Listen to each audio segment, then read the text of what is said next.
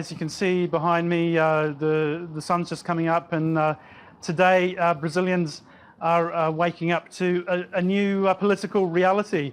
That's after a convincing vote in the Senate in favor of impeachment. Some might say an overwhelming one.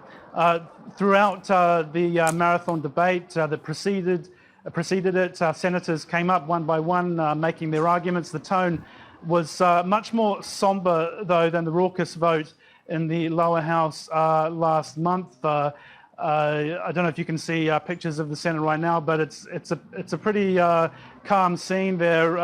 Everybody is pretty, I imagine, very tired after a marathon debate, which at one point we heard from a former president, Fernando Collor, who was himself ousted in an impeachment process 24 years ago, describing Rousseff's administration as a government in ruins. We also heard from some of Rousseff's supporters denouncing the process as a coup and an affront to democracy, including the Attorney General Eduardo Cardoso in an impassioned address right at the end of the session. But as the night wore on, it really became clear which way things were going, and now what many had predicted is finally happening. The president is suspended and is going to face a political trial in the Senate. Richard, hi, it's Doug here in Paris. Just curious, we've been talking a lot about the corruption scandal around Petrobras, obviously, and the fact that Dilma Rousseff herself was not facing charges of corruption, but many of those who were giving speeches in the Senate you were just talking about, they themselves are under investigation. Could you give us a sense of just how many of the people trying to impeach her are themselves facing corruption allegations? Yeah, that's right, Doug. The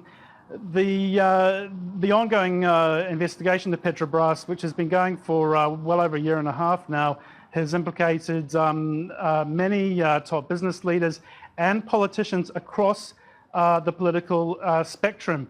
And in the lower house, at least, I can tell you that something like a quarter of the members there were being investigated or had already been charged in connection with that scandal, in which billions have been siphoned off from the state oil company. Even the leader of the Senate, who was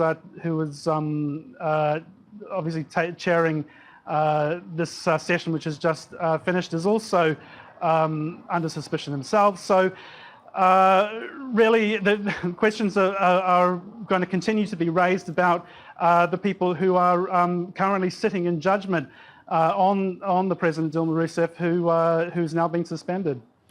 Richard, so then we have it now, Dilma Rousseff leaving office at least for the next 6 months.